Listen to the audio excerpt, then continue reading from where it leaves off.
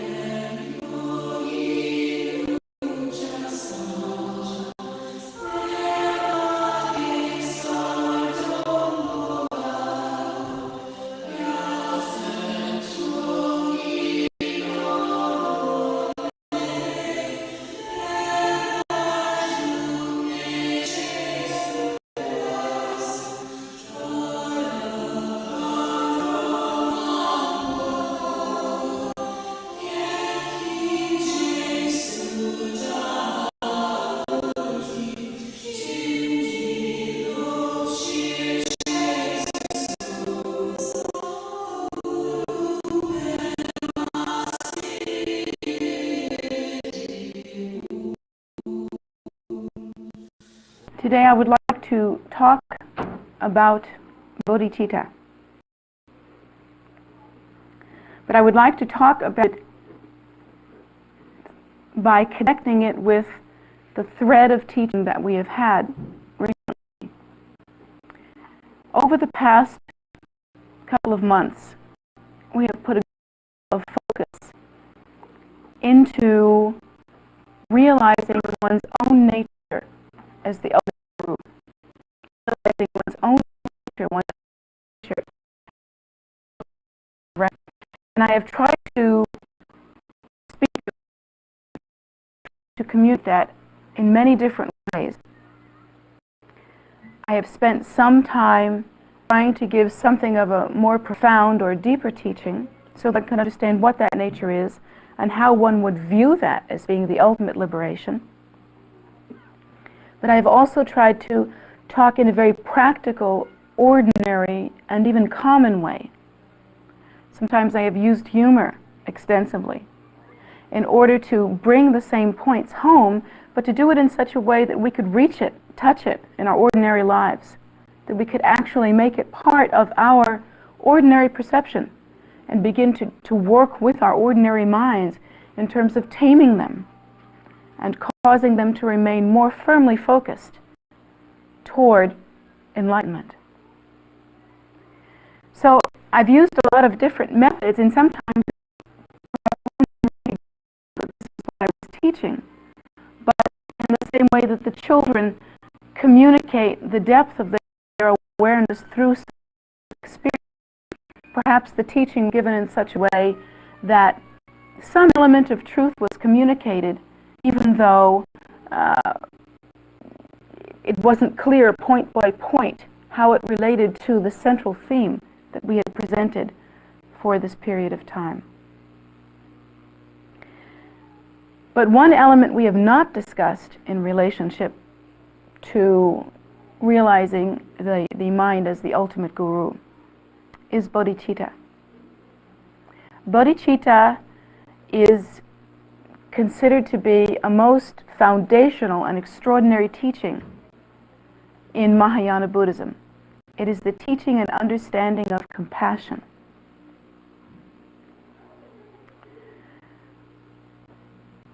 In our everyday lives, we understand compassion actually in a very distorted way. We don't have a full comprehension of what compassion means. In our ordinary lives, we think of ordinary human kindness.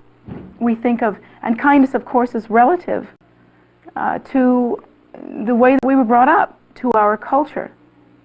I've read about tribes, for instance, in Africa, who, as part of their growing up or fertility rituals or empowerment rituals, that part of their empowerment procedures, part of their passages into adulthood, are involved with tattooing marks on their bodies and cutting certain images into their flesh.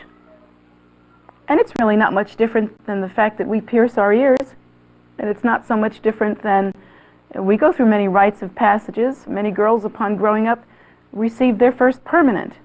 And if you don't think that's physical disfigurement, you haven't had one. And so we in our culture have different things like that we do. In culture, however, if you think about this African culture, many of these rites having to do with cutting the flesh or tattooing, their procedures can be very painful. They can be very uncomfortable. And for some period of time afterwards, there can be some swelling and some even a chance of infection. But the point is to make the disfigurement that one puts into the flesh stylish and appropriate according to the culture. Those that administer these rites often are priests of some kind. So how you think of them. But they're priests. And they do this rite out of their concern for the well-being of the tribe. It is a compassionate act. Now, from our point of view, we might look at someone holding down an adolescent child and cutting things into their flesh to be a cruel act, especially when the child reacts with some evidence that they're in pain. But in that culture, that's a kind thing to do. And the child, having received this rite of passage, having moved through that event, would then be very proud and very happy that that had happened, and would not trade that experience for anything in the world. So meaningful is it to them. Now, in our culture, we might think that those people were unkind, that they're cruel to their children. But that's because our understanding is very provincial. It's very limited. We do not understand what is important to them. On the other hand, there are different peoples and different cultures that might look at what we do to our children when we force them to go to school for so many hours a day, force them to work so hard until they're very stressed out, force them to achieve and to compete with their peers in mind-boggling ways, in ways that are subtle but sometimes very traumatic. And other cultures might look at us and think that we are exceedingly cruel to our children. We, of course, don't view it that way. We think we are making successes out of our children. We think that we are making our children into lawyers.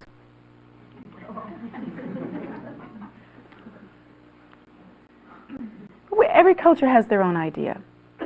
So the human experience of kindness is very, very varied. It's very flowing. It's very much pertaining to the area in which it is practiced. When one understands bodhicitta, or kindness, from a Buddhist perspective, one would understand it quite differently. One would understand, for instance, that there is ordinary human kindness associated with the place in which one lives, and there is also ordinary human kindness that is pretty much universal, in that we can consider ordinary human kindness to be feeding the hungry. Well, whatever culture we are in, we want to feed the hungry. We want to see that everyone is fed. We want to see that everyone is clothed. We want to see that everyone has a place to live and has the opportunity to live to their greatest capacity in whatever way that meaning comes to them. So we have some things that are pretty much universal. But even within those universal understandings, there may be some variation. For instance, many of you may have read that it is the custom of or was at least the custom of the Eskimo people, that when a person became too old to contribute to the tribe, they would simply walk off into the snow. And feeding them would be a disservice to them. It would humiliate them. They wished to go and die because they no longer wished to be a burden to the tribe. It was humiliating to them to have to be given food and to be taken care of and not be able to pull their own weight. They did not wish to suffer that humiliation, neither did they wish to inflict that kind of inconvenience on their families. So they would walk off into the snow. But in our culture, that's a terrible thing. We want to take care of our elderly people. We want to take care of our parents. We can't think that we are prosperous enough, I suppose, that we can't think that a person's life becomes useless simply because they can't do anything. We wish to try to take care of them. It's simply a difference in perception. What's kind in one place is not kind in another. So even those universal ideas of feeding the hungry, even those have some variation. The Buddha teaches us that we should hold to these ordinary human kindnesses. Clearly, if we see a hungry child, we should feed it. Clearly, if we see some suffering that we have the power to alleviate, we should try to alleviate it. Clearly, if we see some situation that we can remedy, if it is within our power, that we should remedy it in order to benefit someone that might be suffering. The Buddha teaches us that as we walk through life, we should view that kindness as being very much a part of our practice. Sometimes those that practice Vajrayana have mixed ideas about what kindness is. And sometimes those people that have no particular spiritual practice have a great deal of confusion about what kindness is. Haven't you seen in ordinary situations, ordinary people being very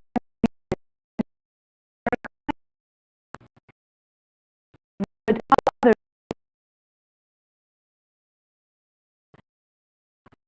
others who continue being frail and needy and helpless and sometimes even neurotic by allowing them to be dependent or by doing things for them that would perpetuate their condition. I actually call that idiot compassion. In the long run, it isn't necessarily compassionate.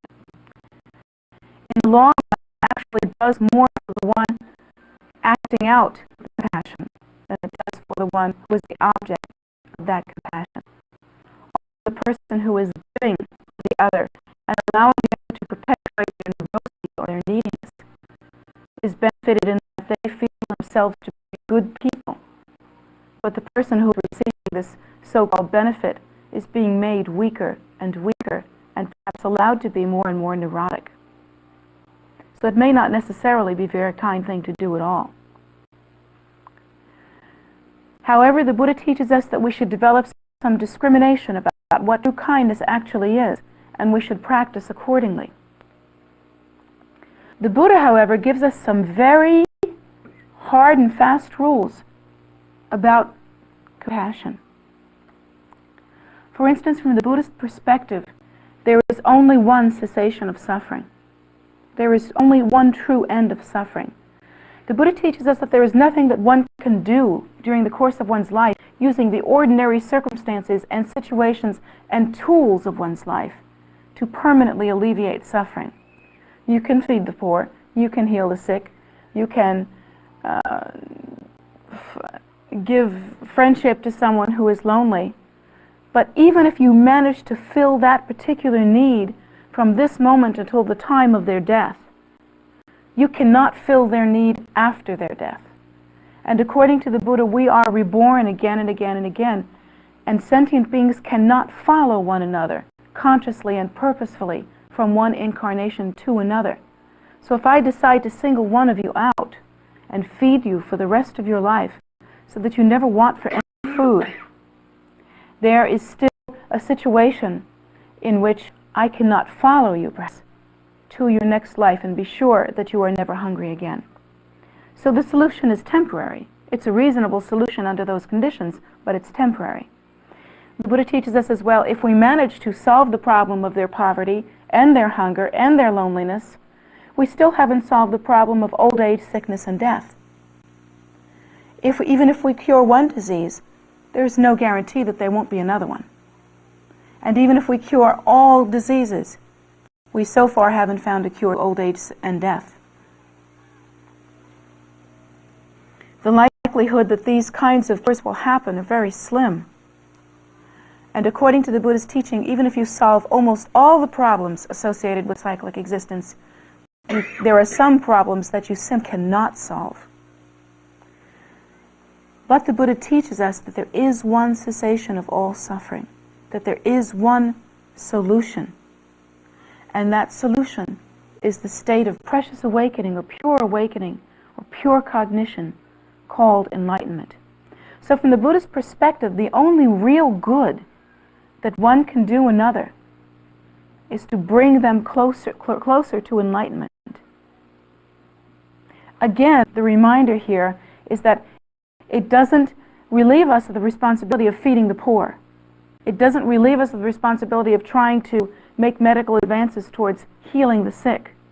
It doesn't relieve us of the social responsibility associated with all of the needs of sentient beings, and not only of humans, of animals as well, and whatever other life form we come to understand. We are still responsible in whatever way we can possibly be. But when you have to make a choice between spending your whole life making enough money to, say, feed all the people in India, and who among us thinks they can do that, and doing what you can to achieve realization so that you can bring a method that ends suffering permanently to others, the choice should be a wise one. And according to the Buddha, it should be the latter choice. According to the Buddha, there is only one real help. And that help is that method that causes actual enlightenment. Now, even within that, there are many things that we must discriminate about. There are many spiritual paths, especially in America.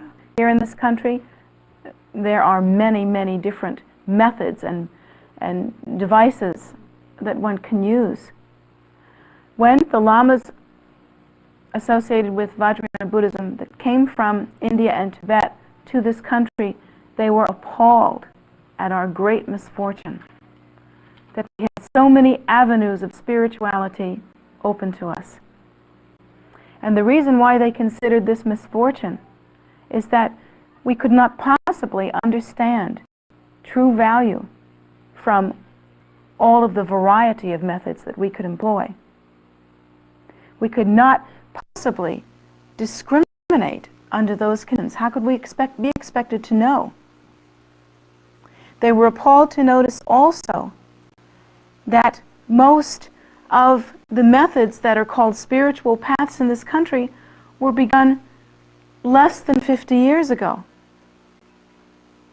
And most of them were begun by people who were still living and had not themselves achieved realization in any way that was provable. So we had a problem. The problem was that we were offered many different kinds of food with no real teaching as to which was the nourishing. And we allowed ourselves to be razzle-dazzled by the multiplicity of opportunity.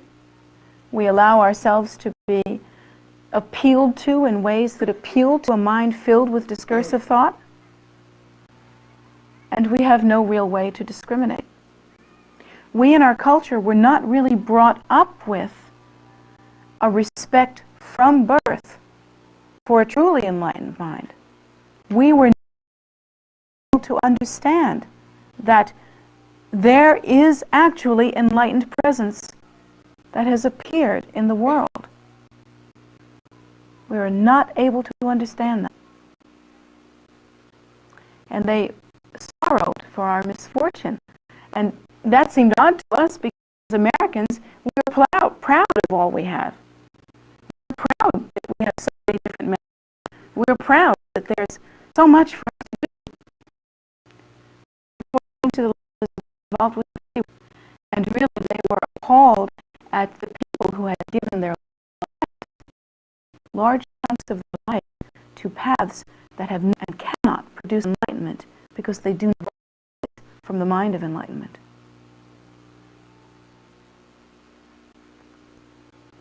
Yet, within this sphere of spiritual delusion, most of the people that are involved in such activity believe that they are doing some good. And they're not bad people necessarily. There may be a few that are self-serving. There may be a few that are out for power, maybe, or glory, or deluded in such a way as to need to be up front. But most people were deluded in such a way as that they believed that any spiritual progress was good progress. And I myself have heard anything from massage therapy to vitamins being included within the spiritual realm. So, and I engage in massage therapy and I take vitamins. I'm not putting them down. But I wouldn't look at them as methods to achieve enlightenment, you see. There's a difference. According to the Buddha's teaching, then, there is a discrimination there that one must make. One must understand a true path to enlightenment. And one must understand that by, first of all, looking at the source. If the source is not the mind of enlightenment, the result cannot possibly be the mind of enlightenment. One must look to a fully awakened, realized being, a Buddha, one who has achieved the awakening to the Buddha nature. Nowhere in Vajrayana is it said that one should single out the historical Buddha and say that is the only Buddha that has ever been. In fact, the teachings indicate that there have been many who have achieved the state of precious awakening, but that there are signs associated with that awakening, and one should heed to those signs. The path is associated with following that path, and one should follow them exactly because they are technology. They are technology that is meant to work.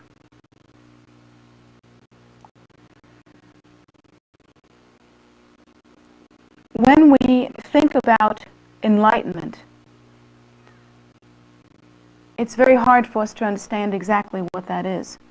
And that's because in this society, in our culture, we've had no real view of it, no real understanding of it, really no real respect for it. Enlightenment to us means as many different things as there are people in this room alone. According to our training, according to what we've been exposed to, there is a tremendous amount of variety. Yet according to the Buddha's teaching, the mind of enlightenment is indicated in certain specific ways. First of all, the mind of enlightenment has two accumulations. It realizes the nature of emptiness. It has accumulated the understanding or the awareness, the awakening to the nature of emptiness. And secondarily, the mind of enlightenment has accumulated all knowledge. And knowledge in the case of Buddhist teaching means the realization of all cause and effect interdependence, all cause and effect phenomena. Again, not wanting to go into this deeply, I will give a short demonstration of that, not a personal demonstration, but a short indication of what that means. Lord Buddha was able to look at any person under any condition and was able to see all of the cause and effect relationships that brought that person to this moment. If the person came before the Buddha was able to understand every single cause and effect relationship that built upon each other, that cause begat effect, and effect brought about more cause, and cause brought about more effect. That interdependence the Buddha was able to see not only since the beginning of this life, but since the beginning of every uncountable life through aeons and aeons of cyclic existence, through beginningless time, that we in our ordinary perception cannot perceive until this moment. And from the moment is able to view every single cause and effect relationship that could possibly arise until that person achieves Buddhahood themselves. And through that awareness was able to teach them as no ordinary sentient being can possibly do. So that is a recognizable sign of the Buddha, Who do you know that has begun a religion that has that capacity?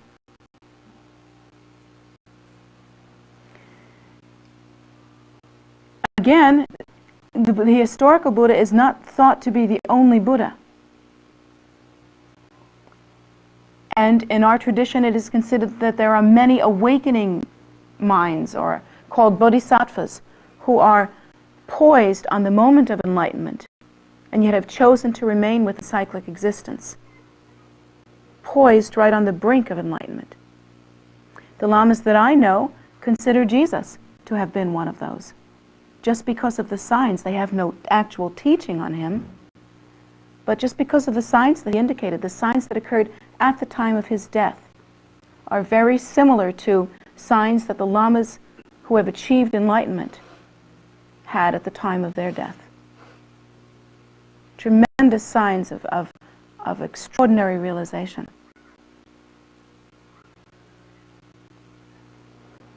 Why am I going all the way to the bush to make a point? Because the point that I'm making is very hard. It's about a personal discrimination that one must develop, and a choice that one must make. A choice involving truly compassionate activity. Because if one accepts what the Buddha has taught, which is that all cyclic existence is pervaded with suffering, and one accepts as well that there is in fact a cessation of suffering, and that that cessation of suffering is called enlightenment, and that in that state of awakening that the Buddha describes as enlightenment, as being awake, in that state there are no longer the cause and effect relationships due to desire, due to ego clinging, that create all suffering. For that state,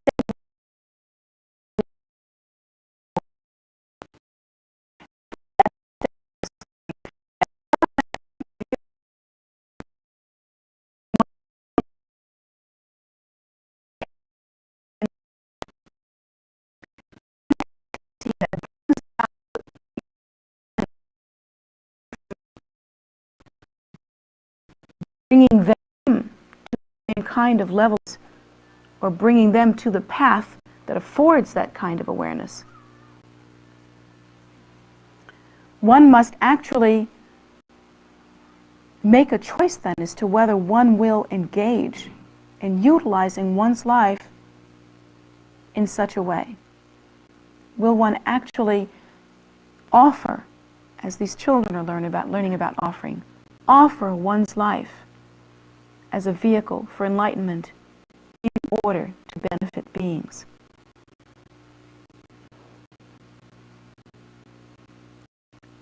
Then, if one wishes to do that, one has to discriminate between that kind of activity actually arising from the mind of enlightenment, traveling on the path that arises from the mind of enlightenment, and therefore completing in the state of enlightenment, or whether one simply wants to be involved in spiritual activity.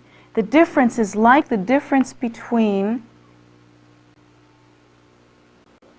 walking through the door of liberation and walking around the house thinking about the door of liberation. There's a tremendous difference there. There may be a point at which one has to accept that one has to walk around the house thinking about the door of liberation, but it doesn't have to take nearly so long as we give it. One can use spiritual discrimination now. One has that power.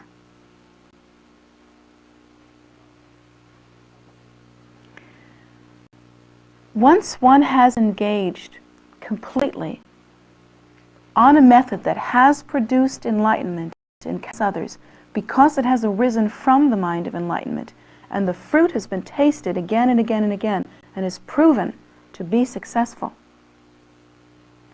Once one commits to a path like that, and begins to practice a path like that, one has engaged in ultimate compassionate activity. Because only as a Buddha, or as a really high-level bodhisattva, can one bring any real benefit to sentient beings. And it's not like these Buddhas and Bodhisattvas reincarnate, and come back to the world and make up their own path. They teach the Buddha's teachings. They teach the teachings that arise from the mind of enlightenment and result only in enlightenment, visibly, again and again and again.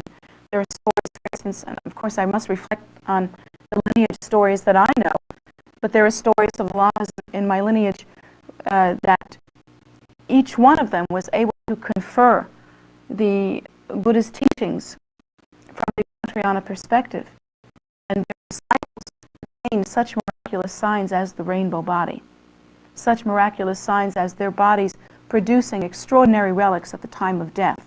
You can't produce this without enlightenment. Their bodies producing sweet scent and extraordinary, visible to groups, signs at the time of their death. I have some relics from the bodies of lamas that have produced such signs. Extraordinary things.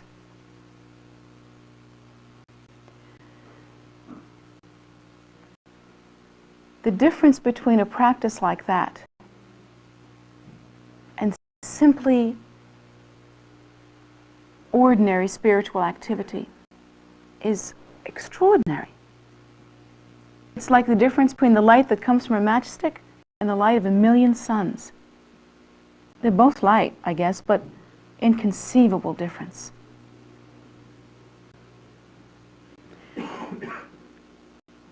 According to the Buddha's teaching, one can only bring about cessation of suffering in others by offering them the method that has brought the desired result. And that method must be transmitted through transference.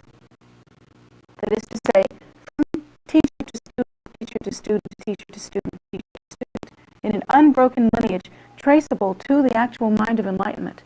And it must be seen that this method has borne fruit again and again and again. That must be understood.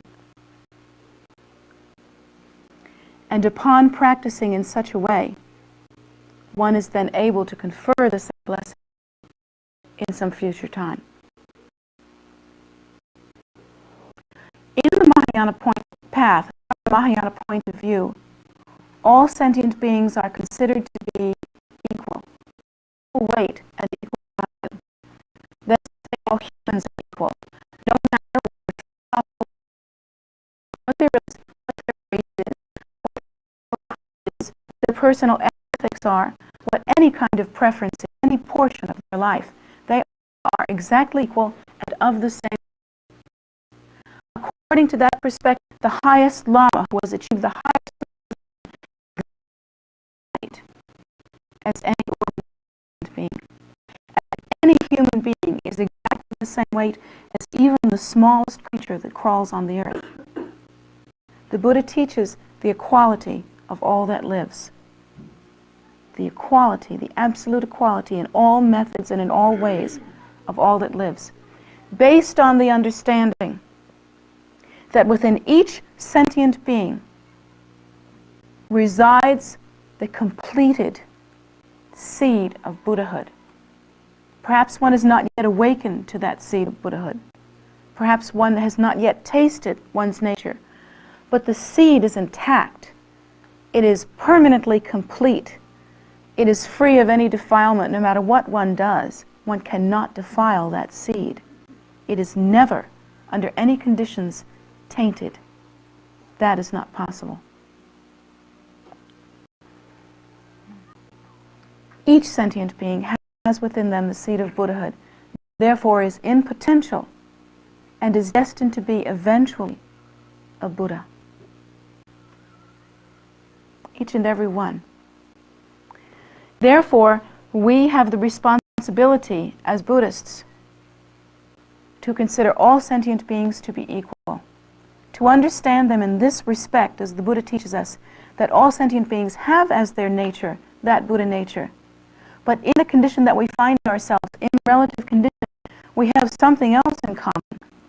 We all wish to be happy, and we do not know that we have that nature, and we do not know how to make ourselves happy. And not knowing how to be happy, we struggle. And there's a 50-50 chance that we'll produce either bad or good results. We simply struggle. And according to the Buddha, therefore, because of those things, we must consider all sentient beings to be as important as we ourselves are. Well, in theory, we understand that. Oh, yes, this is the new age. We all understand equality, don't we? Yes, indeed. But when's the last time you forgot about searching for your own happiness and searched honestly for the happiness to benefit sentient beings? Sure, we understand the equality of all that lives, but when's the last time you considered everybody really equal with you? Sure, we understand the equality of all that lives in theory, but when's the last time you didn't look at someone and say, oh yeah, they're in that group. That's that gender. That's that group. That's that preference. That's that religion. When? No, our understanding may be theoretical, but it certainly isn't deep. We do not yet understand that. And true compassion in the Mahayana path, on this path that we practice, this Buddhist teaching, comes about when we understand the equality of all that lives, to the extent that we make the quantum leap of actually engaging in the spiritual discrimination that I just took all this long time to describe, and transforming our lives into a vehicle by which we can eventually bring about the cessation of suffering for all sentient beings. Only as a Buddha, only as an awakening Bodhisattva, can we possibly hope to contribute to this in any way. And only with true bodhicitta, true compassion, can we really come to understand that of sentient beings, I am only one, and in this room alone there are many. Therefore you are more important than me. Simply by weight alone. We must come to understand that. That is true compassion. That is true bodhicitta. Coincidentally, bodhicitta is so much like our own nature in its dance, in its movement, in its tendency to emanate in many forms that actually bring about benefit to sentient beings. Is so much like our own nature that the more we practice this selflessness and this profound spiritual discrimination, letting go of all our crazy ideas about what things ought to be, and really practicing from the heart, the more we do that, the more egolessly we practice, the more we become less self-absorbed, the closer we move to enlightenment ourselves. Because in nature we are the very Lord. We are the Buddha.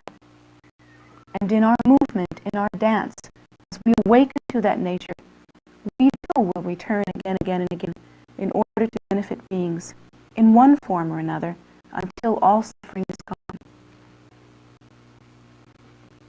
The more we practice that, the more we taste our nature. The more we taste our nature, the more we act naturally in accordance with true compassion.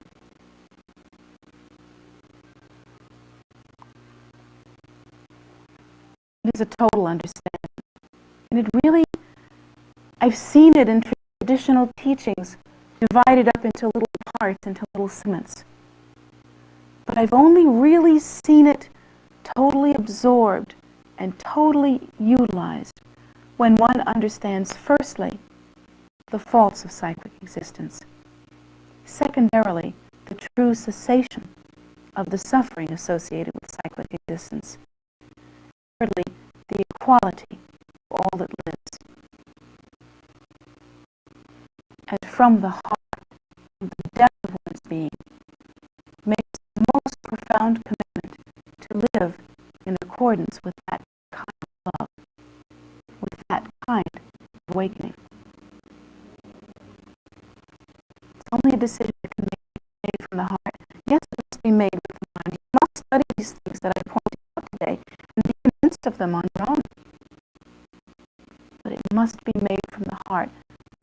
be moved by understanding the condition of cyclic existence and by understanding its only solution.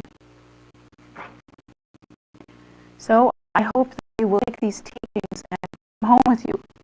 I say this again and again and again. If you come here and you're entertained by some woman talking in this nice way, or if you come here and you are somehow entertained because on occasion I use humor or whatever, or if you come here and are entertained because we serve lunch later, then please spend $6 and go to a movie.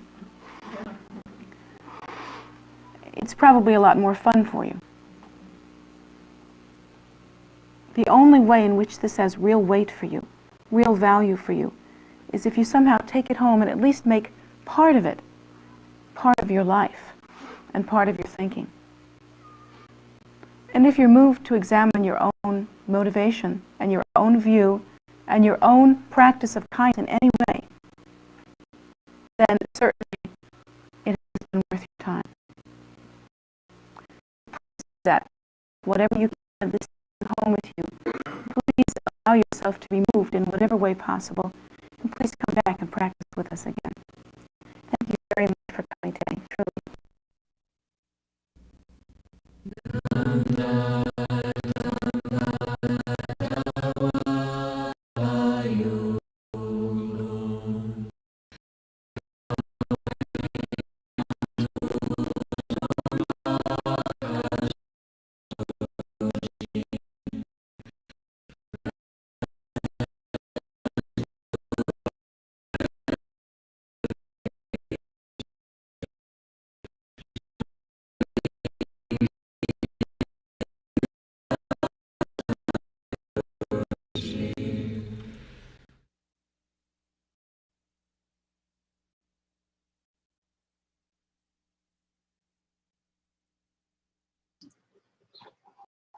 Thank you so much for joining us today. We're really glad to have had us on this day, which is in the Tibetan calendar, Gutur. And Gutur is the day of like house cleaning, Tibetan tradition, where you clean up all the old and you just try to really make everything sparkling for the new year. Losar, the new year is February 21st. This is coming Tuesday. And with Gutur, you're also averting a lot of old negativity. So you're trying to do a lot of practice and a lot of different things that will, sort of bring the new year on a really positive note. So just to let you know what we're all doing around here. And so with that in mind, we'll just let you know that, we do have these teachings today, Sundays, 11 a.m., and Jetsunma's teachings also Wednesdays at 7:30. Those sometimes get preempted for practices, and so it's always a good idea to look at the calendar on tara.org to be sure, so that if it's not there, you don't think it's your television or something awful. It'll be on there, listed on there that it's something else. It's a practice, and we don't usually put the practices up on YouTube. It gets pretty confusing. They're long and intense, but they are on Zoom, and if you want to join us, you can find that information on that calendar, which is on tara.org under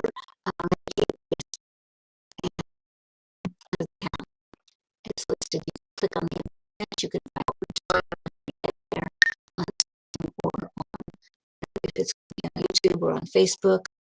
It gives you all the information. Let's see, we have meditations on YouTube also, Saturdays and Sundays at 10 a.m. You may well have been here this morning for Ani Miranda. They're led by one of our senior nuns, and they're series of short meditations and very, very helpful for starting up or for just continuing and having some company. We do a medicine Buddha practice as well, always needed in this world.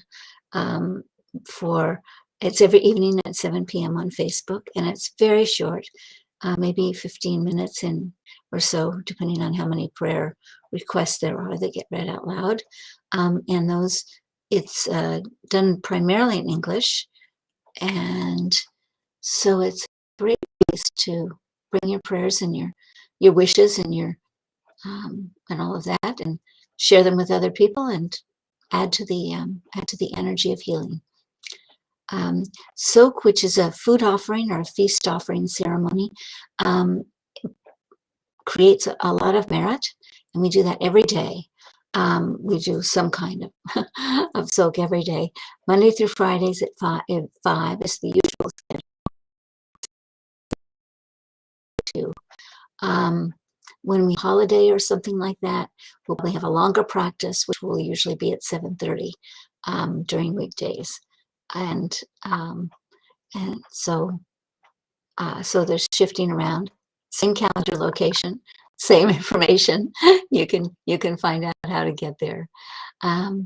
Today's practice will have an additional Vajrakalaya section added to it, and we'll post that up on the what I want to say, on the calendar in just a little bit. I just got all this information. So, and Losar, Tibetan New Year, we will have a schedule that will be posted. And then 2 weeks from that, the first 2 weeks of the Tibetan New Year, merit is multiplied 100,000 times each day, Losar included, New Year's. And it goes all to March 7th, which is Chocho Duchen. It's called the Day of Miracles because the Buddha was trying to get his students to understand that really there was something to look forward to. And so just about every day he did miracles that produced really amazing and good results. So now that they were convinced, there's a celebration there about that. So he did those miracles on each of the days of the New Year. And so that's why all merit is multiplied. Chocho itself is a 10 million day, a merit multiplier. We'll also have a slightly different schedule, and that will be up on the web. I don't think it's just yet. Give me just a little bit of time. So those are kind of the upcoming super schedules. Check the calendar. Join us if you can. The temple is now open. Very good news on weekends from 11 a.m. to 4 p.m. And the prayer room, so you can come and make prayers. And we do ask that you wear a good mask, one of the 90 series, 94, okay, whatever. If it's got to be something in there, it's probably perfect. But do come and spend a little time inside as well as some time outside. So far, it's really nice today, a little chilly, but really nice. And a lot of the trails are open. In fact, they're all open on the land across the street, which hasn't happened in a really long time because we had some really violent storms that took down really big trees. And we finally got all of that cleared up through some amazing volunteer help. And there we are. So trails open. We'll soon have a really good map up there for you so you know where the bridges are and that sort of thing. We're working on that. Shouldn't be too long before it's up on the website. So you'll be able to see, navigate yourself better and better. We're also working on signage. So, lots of things to do, lots of things to come and see. We do have the animals who Jetsunma has got her lovely farm animals that are so friendly. I mean, they walk into her kitchen and eat out of her hands. And so, they've got some pretty special karma. Anyway, you'll really enjoy them. They're a riot, and you'll have some fun. Anyway, we hope to see you. Outside is always open every day from dawn to dusk. It doesn't matter if it's a holiday or not. It doesn't matter if the inside prayer room is open or not. That at the moment is just weekends. Oh, but on holidays, it is going to be open on Losar, those Tuesdays, Chocho Duchen and Losar. So it'll be open on those holidays as well. Same hours, 11 a.m. to 4 p.m. Come join us. We love you. stay safe and have a wonderful, wonderful week and a wonderful New Year's.